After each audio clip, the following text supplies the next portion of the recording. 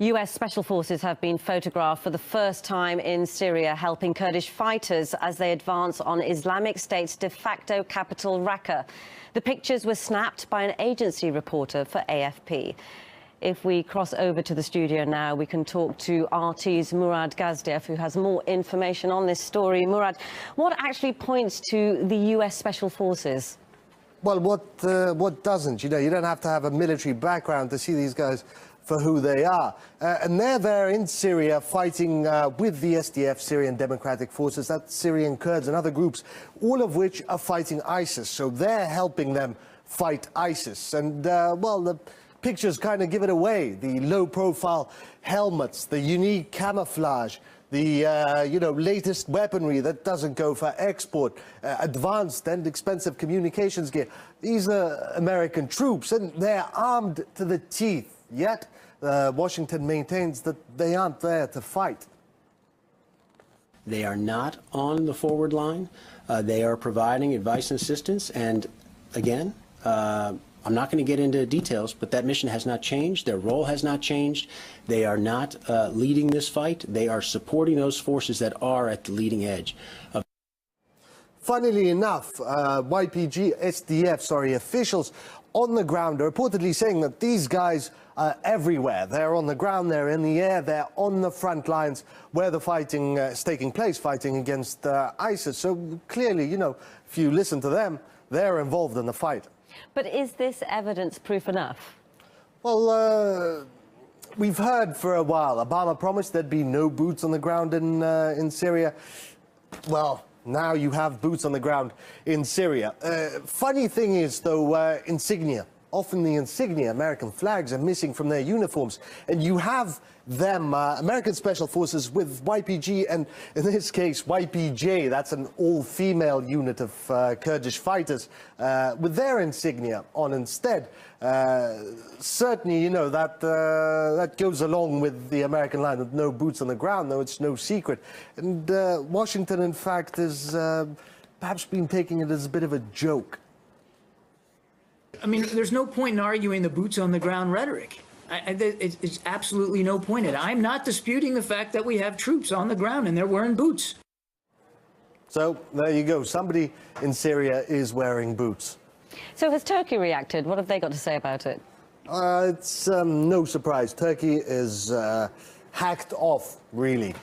You have the Turkish foreign minister now saying that, well, take a listen for yourself. It is not acceptable for US soldiers to wear YPG terrorist arm badges. This is double standards, two-faced. The YPG has made more progress against the Islamic State than anyone else. Yet Turks consider these guys, as well as all Kurdish military units, apart from Iraqi ones, to be terrorists, blanket. And you now have the United States, a Turkish NATO ally, their special forces wearing YPG insignia. So, you know, Turkey's understandably very upset about this one. RT's Murad Gazdiev, thank you for that update.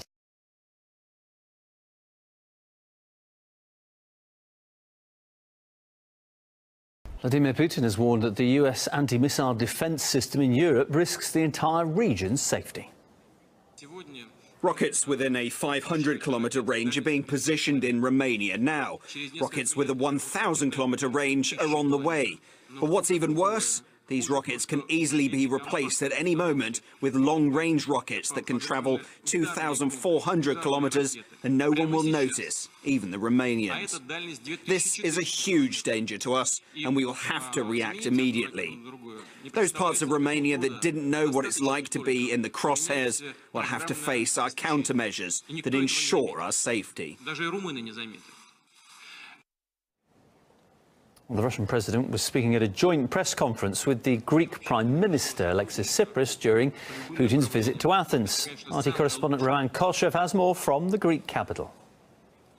Vladimir Putin said that the American anti-missile defense system in Eastern Europe poses a real threat to Russia. That system was initially put in place in various countries surrounding Russia in order to counter the Iranian nuclear threat. But due to certain agreements that were made recently, the Iranian nuclear threat no longer exists. So all these new anti-missile defense systems that are being put in place all around Eastern Europe, basically very close to Russian borders, really pose a threat to Moscow. The Russian president said that Moscow is ready to cooperate on this anti-missile defense issues with the United States. However, he added that there's no one to talk to about that, as Moscow hears no response to this issue from the Americans.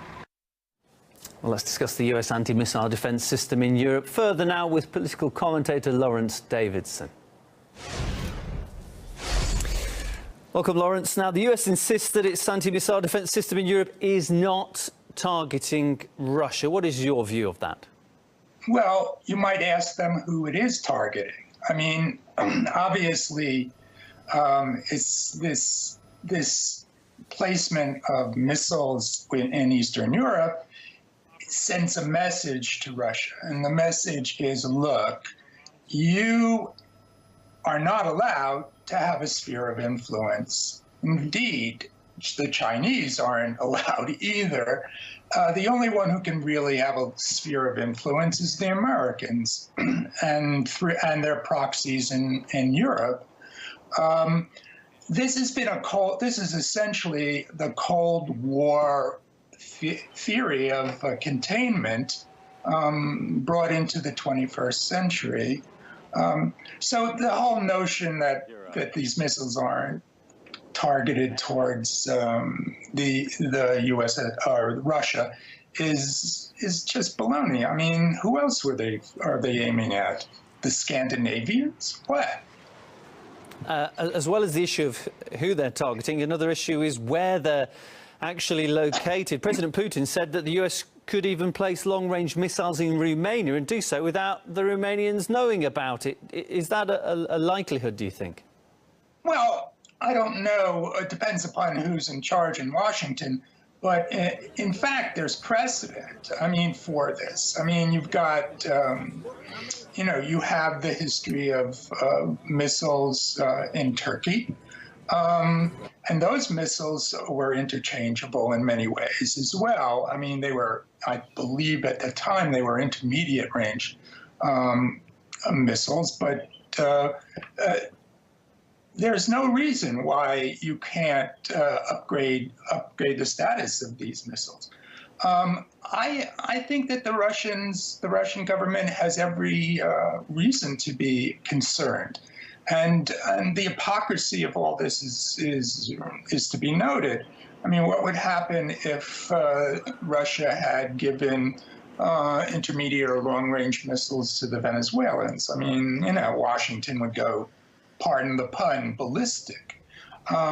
So essentially, we've got an opportunistic, potentially neoconservative war party in Washington, particularly among the Republicans. They're putting pressure on Obama and the Democrats. Probably Hillary Clinton has given her okay to this move, and it's a dangerous one.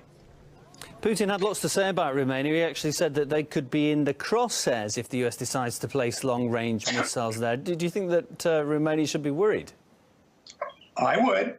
In fact, I think they're already in the crosshairs. I mean, what is the Russian response to be? They're going to have to move their own missiles into proximate areas to the eastern border, particularly Romania. I mean, you could always replicate the Warsaw Pact strategy and just put 10,000 tanks on the Romanian border or something like that. I mean, Romania, by soliciting this move, has become a magnet, and Poland too.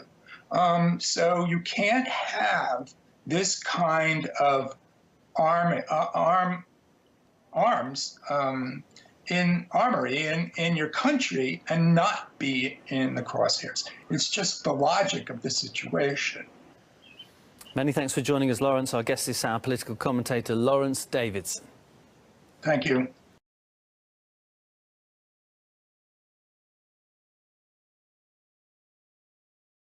There's breaking news coming into the Situation Room right now. Another U.S. military aircraft has had a close encounter in international airspace. This time, the Pentagon says Chinese fighter jets carried out what they call an unsafe intercept. Brian Todd is tracking this development for us. Brian, what are you finding out? Well, if we're getting this just in from the Pentagon, from a U.S. defense official telling CNN that at least 2 Chinese J-11 tactical aircraft, those are fighter jets, that they carried out what's called an unsafe intercept of a U.S. reconnaissance plane over the South China Sea. This occurred on Tuesday, according to the defense official. At one point, these 2 Chinese jets, according to this official, came within 50 feet of the American aircraft. Again, this occurring over the South China Sea near those disputed islands that China has been constructing airstrips on and landing military planes on, that they are hotly disputed between China and other nations in that region. Also, the U.S. does not consider them legitimate Chinese territory, Wolf. But again, we're being told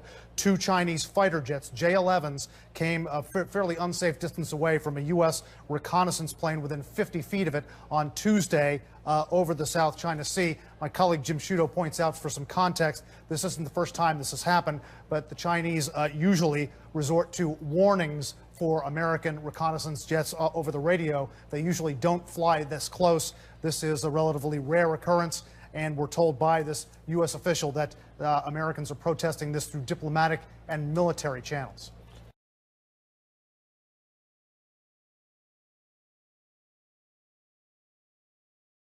Michael Fuchs. He is a former Deputy Assistant Secretary of State for East Asian and Pacific Affairs and a senior fellow at the Center for American Progress. Great to have you on the program. Thanks, so as we heard there in that piece, as we set this up to the interview, President Obama saying that the lifting of this arms ban is all about normalizing relations with Vietnam, but obviously the prevailing belief is that, no, this is about countering China. How far do you think Vietnam will be willing to go when it comes to this new strategic partnership with the U.S. when it comes to staving off China in the South China Sea? Well, I think that this step today is about both. It's about advancing the U.S.-Vietnam partnership, which has deepened significantly in recent years. And it's also about sending a very strong signal to China about concerns that both the United States and Vietnam have over China's worrying activities in the South China Sea. Now, again, I think that both the United States and Vietnam have very strong interests in avoiding conflict with China, and so does China. But what this is intended to do is show that the United States and that Vietnam are willing to deepen their partnership to uphold regional security in the South China Sea. So I think that that's a very important message that's going to be sent to China about any future steps that it might take in the South China Sea. And how do you think China is going to receive this message? How do you think China will respond to what's happening there in the region with Vietnam, the Philippines also kind of warming relations, getting closer to the United States, and also the global pressure? I mean, you have the UN Arbitration Court ready to rule on China's territorial claims. Obviously, the belief is that, that the court will rule in favor of the Philippines. But, the U.S. has also been challenging China's territorial claims with these sail-bys with the U.S. warships. Do you expect that China will, I guess, increase its activity under this growing global pressure? Well, I think that China, the United States, and the other actors in Asia right now all have their own strategies. And this is turning into basically a dance with increasing tensions as a result. Each party, China, the United States, Vietnam, the Philippines, and the others, are all pursuing their own strategies to protect what they believe are their interests in the South China Sea. And so I think that's in part of the reason why you saw China's response today was not over the top. It believes that it is going to just continue doing what it believes it needs to do to assert its authority in the South China Sea. And the other countries, the United States, Vietnam, and others, are going to continue to do what they need to do to uphold security and international rules and norms in the South China Sea. Now, of course, I think what we want to see happen increasingly is that the United States and China in particular, I think, can need to engage in some sort of a conversation about how to lower tensions and create a security framework in the South China Sea that can lower tensions, that can benefit everyone. But increasingly, we're going to see a dance like this to send signals back and forth to one another. Yeah.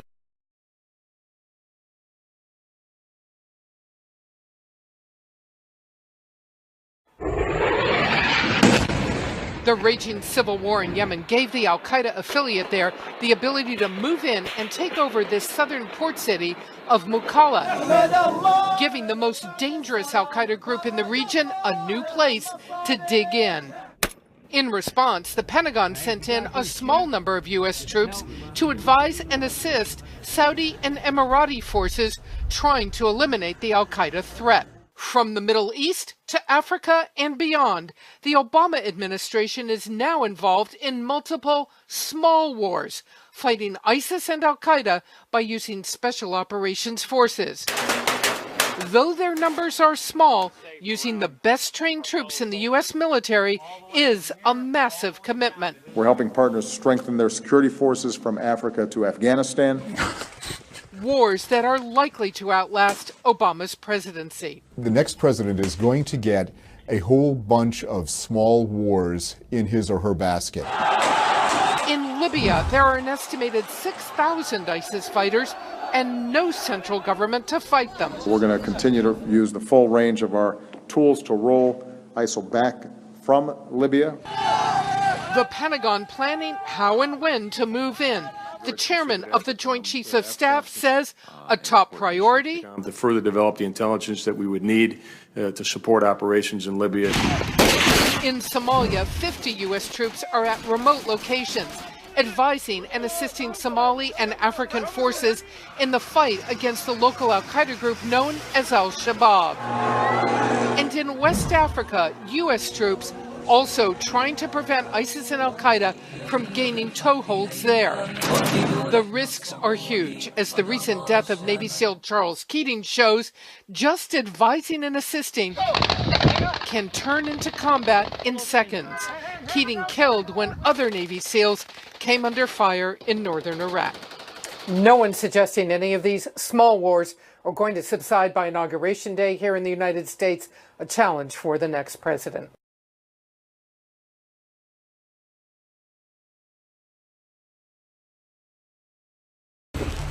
Below the bridge wing.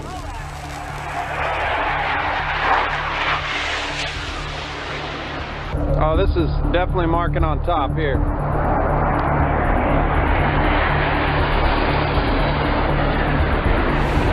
Five knots. We have two Russian Su-24s currently conducting multiple passes at CPAs of 75 feet. Wings are clean, continuing to track and monitor. On course 271 true at 3 knots. We have two Russian aircraft Su-24 currently 2 nautical miles closing.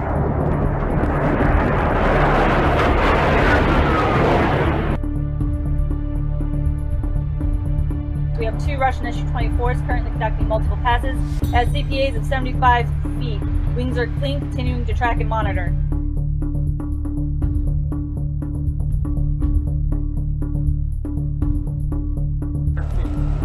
Tight formation, left-hand turn over the bow.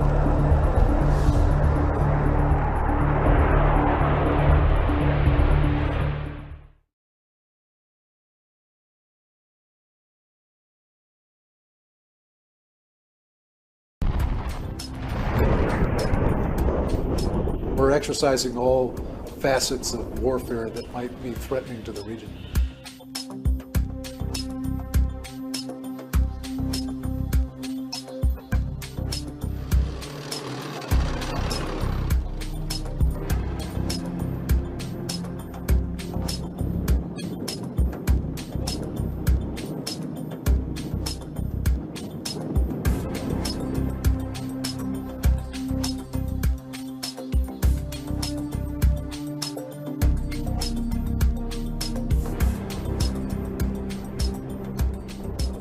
This exercise is designed for 3 reasons. One is to enhance our military-to-military cooperation together. It's another establishment of regional security and to ensure our interoperability, that we can work together.